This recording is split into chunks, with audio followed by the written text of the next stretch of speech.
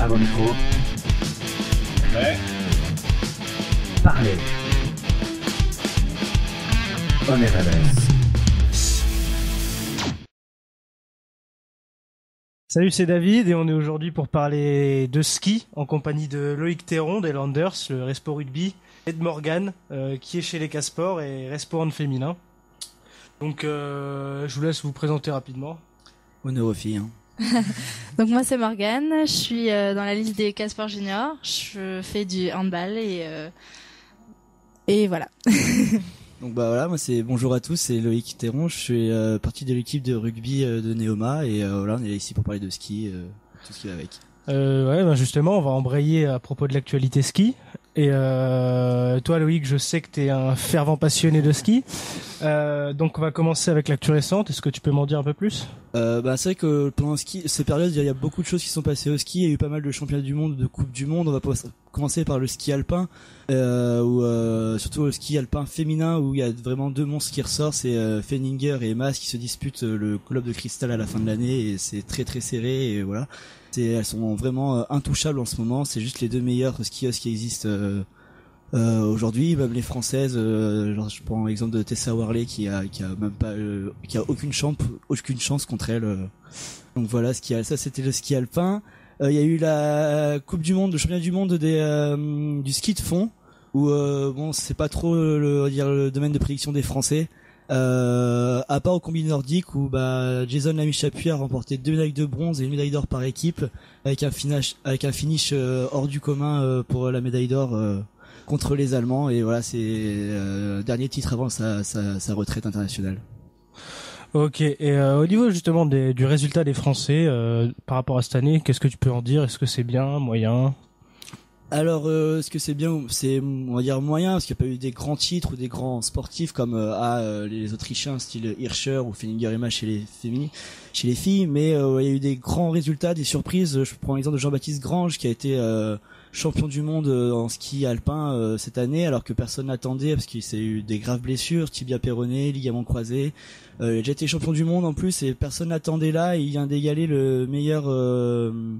C'est lui qui a le plus gros palmarès au ski français en ski alpin. On peut parler aussi de Martin Fourcade qui est toujours intouchable en biathlon, où d'ailleurs les championnats du monde de biathlon ont commencé à l'instant, donc on va voir ce qu'il a donné. Il a déjà donné une médaille d'argent à la France en équipe. Après, en biathlon, en combiné nordique, on peut noter Jason Lamy-Chapuis qui finit sur un titre d'or par équipe avec son ami François Brault. Ok, et pour aller plus loin, qu'est-ce que tu attends de cette saison de ski, l'événement le plus important qui arrive ? C'est le championnat du monde de biathlon avec Martin Fourcade, son frère et toute l'équipe de France, où on a beaucoup de chances de médailles, en particulier avec Martin Fourcade. Dernier JO, il a remporté, je crois, 4 titres à lui tout seul, avec 6 médailles. C'est incroyable, donc faut le suivre. En ce moment, il revient en pleine forme après une blessure. Après, il y a la fin de carrière de Jason Lamy-Chapuis à suivre avec les championnats de France pour le bouquet final. Donc, voir ce qu'il nous réserve, parce qu'il est toujours, c'est un showman, ses finishes sont toujours exceptionnels. Donc, voir ce qu'il nous réserve pour la fin de carrière. Et ok, on termine par ce que tu retiens de cette année, l'événement qui a été le plus important, le plus marquant pour toi. C'est assez compliqué parce qu'on va dire, je vais être chauvin, mais on va parler des Français pour commencer. Il y a eu Jean-Baptiste Grange, bien sûr, le revenant. Son titre était vraiment exceptionnel, il a fait une course parfaite. Après, Jason Lamy-Chapuis et c'est François Brault parce que c'était une compétition très particulière. Ce qu'ils ont fait le combiné nordique, il faut sauter à ski puis après faire un relais. Ils ont 5 relais chacun pour d'1,5 km à chaque fois. Et c'est vrai que les Français avaient 25 secondes d'avance à l'avant-dernier relais. Lamy-Chapuis tombe dans l'avant-dernier relais.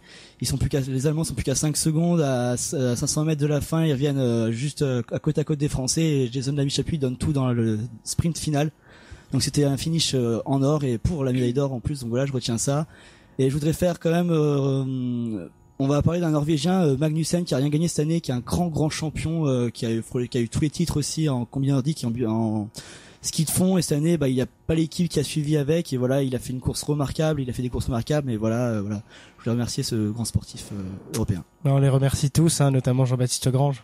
Travail exceptionnel. Le ski est dans toutes les têtes en ce moment. On a eu l'occasion de l'en parler au niveau de l'actualité. On va en parler maintenant au niveau du semi-ski. Morgane, t'as fait partie de ce semi-ski. Alors déjà, tu peux nous dire où c'était, le cadre, nous rappeler les, Tout à fait. les informations basiques. Alors, le BDX a organisé un sémi qui s'est déroulé à Orsières-Merlette, c'est dans les Alpes du Sud. Donc on a fait 7 jours complets de ski. Donc on a eu quand même du beau temps. Je dirais qu'il y a eu à peu près 4 jours de beau temps sur 7. Donc c'est vraiment pas mal. Sinon l'ambiance était très bonne, je trouve que c'était très bien organisé.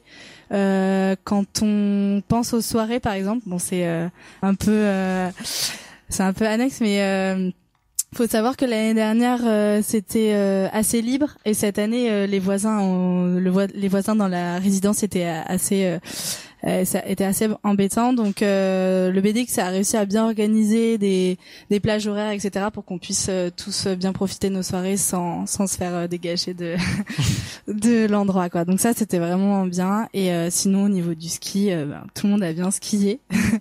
Et ceux qui savaient pas forcément super bien skier, il y avait des cours qui étaient organisés, et puis il y a aussi des sorties raquettes par exemple qui étaient proposées et tout ça, donc voilà. Ok, on va parler justement des activités que vous avez faites, notamment de ce que les Caspors et les Landers ont su proposer durant ce semi-ski pour se démarquer et pour faire vivre un moment agréable à tous les skieurs de Neoma. On va commencer par les Caspors. Ouais. Du coup, nous on a organisé 2 activités comme les Landers. On a organisé une après-midi course de luge. Donc là, on n'a pas trop eu de chance parce qu'il faisait pas très beau, mais quelque part, enfin, c'était peut-être une bonne alternative pour ceux qui voulaient pas trop skier vu qu'il faisait pas super beau. Donc ça s'est un peu transformé en bowling géant. Donc on avait mis des Caspors au milieu, et en fait le but c'était de décagner les quilles. Donc c'était marrant, mais bon, on est sorti un peu amoché, quoi. Sinon, on a fait une autre activité qui était quand même plus ambitieuse, c'était le Big Airbag. Donc là, on s'était organisé avec un responsable du Big Airbag pour organiser toute une après-midi avec les gens du sémi. Et donc là, il y avait possibilité, donc c'était pour 1 euro saut illimité, de pouvoir faire des saltos, des figures, tout ça. Donc il y en a qui ont fait des trucs assez sympas. Donc on a les photos qui sont sur Edgar, et vraiment il y en a qui sont super belles. Donc voilà. Super. Au niveau des Landers, Loïc, tu peux en dire plus? Alors moi, malheureusement, j'étais pas au séminège, voilà, mais j'ai suivi grâce à notre cher Wilgel. On a proposé une activité Youner. Alors le Youner, c'est un mélange entre, on va dire, le vélo et le ski pour avoir plus de sensations en vitesse et en termes de glisse, on va dire. Cette activité s'est remarquablement bien passée. Il n'y a pas eu de mort déjà. Non, il y a eu des belles chutes quand même. Donc voilà, une bonne partie de plaisir, et voilà, j'ai une bonne après-midi. Au niveau de l'ambiance justement de la soirée, Morgane, vu que toi t'as été partie prenante pour parler en matière de RSE, partie prenante de tout ce qui est soirée, tu peux développer? Oui, alors tous les soirs il y avait quelque chose. Donc il y en a qui le matin étaient pas super motivés pour retourner skier, mais en général les soirées se passaient remarquablement bien, étant donné que le BDX, comme je disais, avait organisé des plages horaires, donc c'était soit une demi-heure, soit 1 heure selon les soirées. Donc il me semble que c'était tous les soirs une liste plus une soirée BDX. Donc voilà, les BDE Sigma, eux, ils avaient un thème pour leur soirée. Les autres, il me semble qu'il y en avait pas forcément. Et sinon, voilà, c'était des open bars tous les soirs. Donc ça, c'était plutôt intéressant. Et sinon, après, quand les open bars étaient terminés, ils terminaient vers 22h, il me semble. C'était soit la grotte du Corsaire. Donc ça, c'était un bar dans la station. Et après, il y avait le Yeti. Donc ça, c'est la boîte de Hortière. Et puis les deux endroits étaient vraiment pas mal.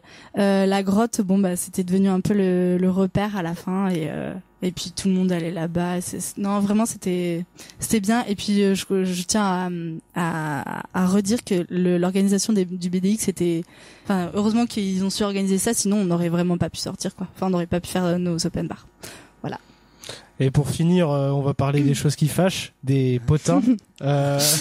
Justement, dans la grotte, au Yeti, y a-t-il eu des choses pas très catholiques qui se sont passées et dont les gens aimeraient bien entendre?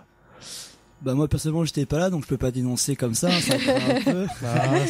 C'est couvrir ses amis ça. C'est mis de dénoncer. Il n'y a pas eu d'événements non catholiques, je pense. Enfin, les gens se tenir, je pense quand même. Mais moi, c'est compliqué en même temps. c'est ça. En tant que Casport, j'ai été mise un peu au courant de tout ce qui s'est passé. Les Casport ont bien ont bien profité de leur sémi. Je sais pas si j'ai vraiment le droit de divulguer. Non, un petit nom. Je dirais que les Casport ont fusionné avec les Cruel Arts, avec les Vivors, beaucoup.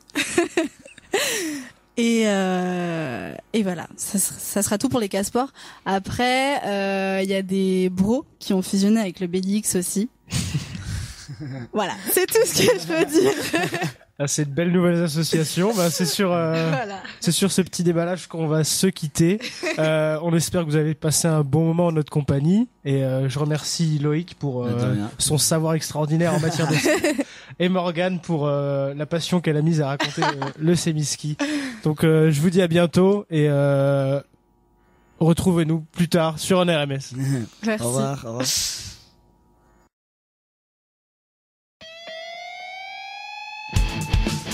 À vos micros, Ouais. parlez. On est RMS.